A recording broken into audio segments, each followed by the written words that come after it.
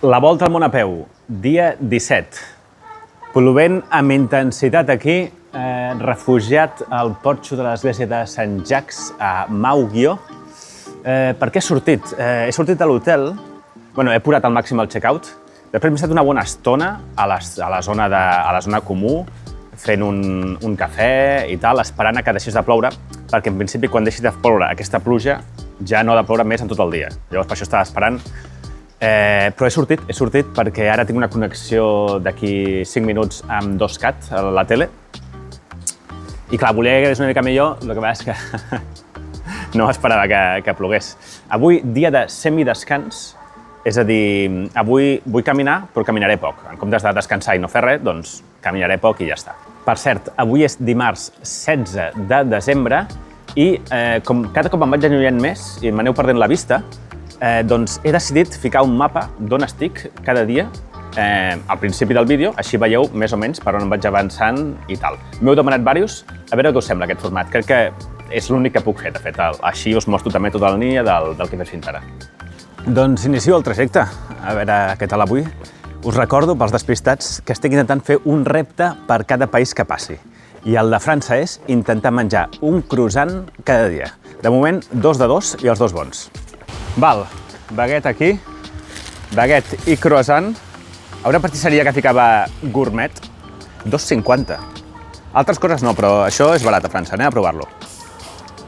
Aquest croissant probablement estava bo quan el van fer, no sé si aquest matí o ahir, però ara mateix, això, està una mica remullat. No està malament, però no. Li fico un 6, un 5 pelat. Passant per un Lidl, em convé fer una mica de compra i, a més, estic pensant que al Lidl a vegades venen roba d'esport i tal, no? I clar, ja estic sense mitjons. Estic fent servir els mitjons de dormir, els gruixuts. És el Lidl, però no sé, potser tenen alguns mitjons així fins per sortir del pas fins que arribi a una ciutat gran i me'n pugui comprar. No, res. Al final teníem mitjons tècnics, però eren d'hivern. I just el que evito és això, doncs aquests ja els tinc. Volia uns de més fins. No passa res, he fet una compra normal i anem tirant. Passarem per més pobles,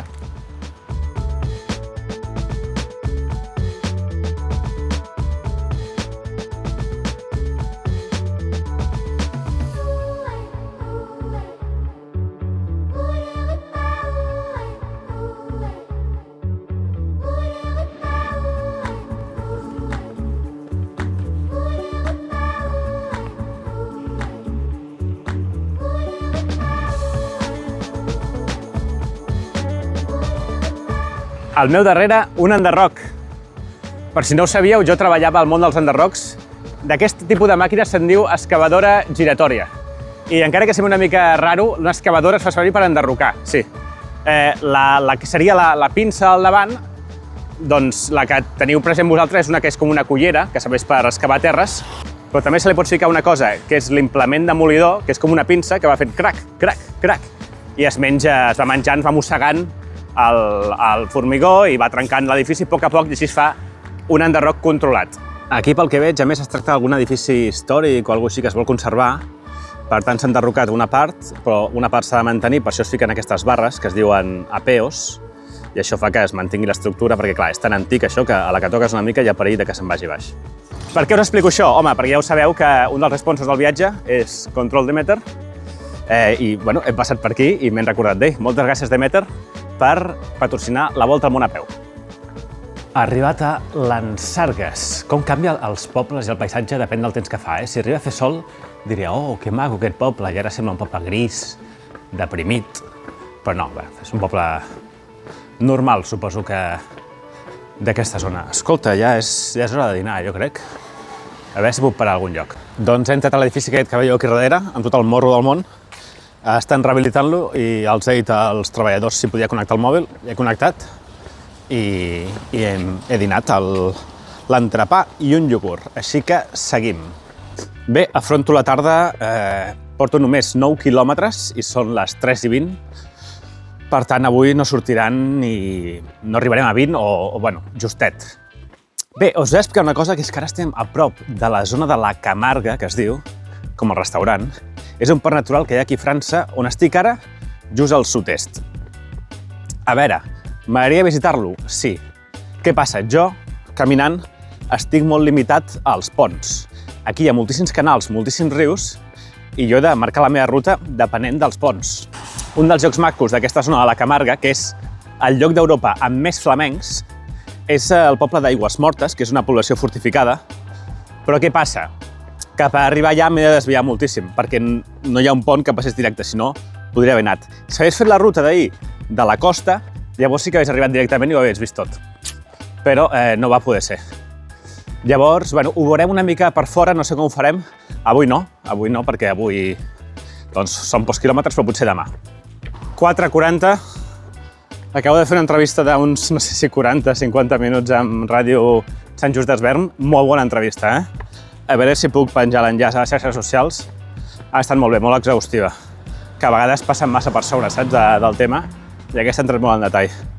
Buah, avui pocs quilòmetres, però em noto amb els peus una mica dolorits, Bueno, dia amb molts cotxes, però estic podent caminar bastant tranquil dintre el que cap, perquè sempre hi ha carrils habilitats i tal. Ara toca creuar aquesta carretera, a veure. Sembla que ara és el moment, ara és l'hora. Vinga. Oh, ostres, ara m'han aixecat els peus, aquest sprint. Avui m'estic prenent amb una patxorra, que és que són gairebé les 5 i no sé on acamparé. Ara, quan deixi de gravar aquest vídeo, agafo el mòbil i començo a mirar les meves aplicacions i les meves coses, a veure on puc plantar la tenda. No sé, no ho tinc clar, ja veig molta casa. Val, he trobat un lloc que té bon potencial, és entre el cementiri i el poliesportiu d'un poble que es diu Le Caillar, sense entrar dintre el cementiri, no, òbviament, però a les afores. El problema és que queden 7 quilòmetres i són les 5. Per tant, jo calculo que arribaria a les 6:30 o així, que és una hora que no m'agrada perquè ja és tard, etc, però bueno, en fi. Dit això, si trobo algun lloc abans que em fa el pes, m'hi quedo. Mercillargues. Parada intermitja al lloc d'acampada. No m'hauria de parar aquí, de fet no pararé molt poc, però mireu. Ha! Chateau de Mercillargues, tu. Aquí els francesos s'ho-curren moltíssim amb el tema del Noel, que li diuen ells, el Nadal. Molt guapo, Però mira, no, ni m'hi aprovo perquè he d'anar tirant. Val, a veure si em veieu una mica. Quedaven 5 quilòmetres pel lloc d'acampar, però he trobat un lloc millor, millor. No sé si és millor, però està més a prop. Anem a veure. Allà on veieu la llum d'aquell cotxe és per on havia d'anar. Aquí hi ha una espècie de camí, és que es veu molt fosc, Allà hi ha una espècie de camí, que va a algun lloc.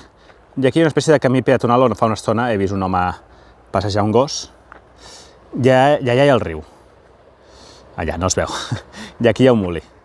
Bé, és que no es veu, però allà baix, hi ha una espècie d'esplanada, clar, està humit, perquè clar, entre que ha plogut i està al costat del riu, doncs està humit, però bueno, què hi farem? Si algú passés caminant per aquest camí, em podria veure, si jo tingués il·luminat i tal, però bueno, és tan descarat com l'altre lloc, perquè l'altre lloc era al costat del cementiri, al costat del centre esportiu, també em podríem veure igual. Probablement pel matí, perquè això és maco, deuen venir runners aquí, i gent a passejar el gos, però bueno, jo crec que em fico aquí, i ja està, anem a fer el resum. Bé, avui uns 20 quilòmetres, crec que no arriba, no ho sé, al final del vídeo aquest que fico en vertical, que surt tot l'itinerari, al final surten els quilòmetres, per tant, allà ho tenim. 2 cafès, 0 refrescos, a partir d'ara ja no diré els refrescos, perquè sempre és 0, per tant, quan arribi l'estiu ja en parlarem.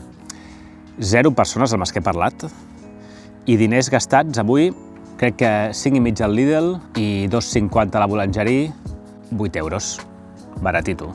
Ha sigut un dia molt estrany perquè he caminat poc, he començat super tard, he atès a diversos mitjans de comunicació, inclús havia d'atendre a Onda Cero i m'he oblidat. Un desastre. Demà tinc una xerrada amb un institut de Manresa, després ja us ho explicaré demà, a veure com ha anat.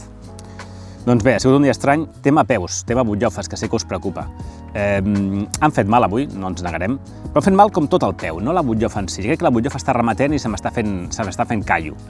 I la butllofa, que era una ferida oberta, Ara el miraré, però jo no he notat que anés a pitjor. Noto el peu, aquesta zona una mica inflada, però diria que estic bé, o sigui, vaig controlant-ho, vale? El que sí que fa una mica de mal al peu. Jo crec que he de canviar les sabatilles d'aquí poc. I en relació a això, anem a fer una foguera.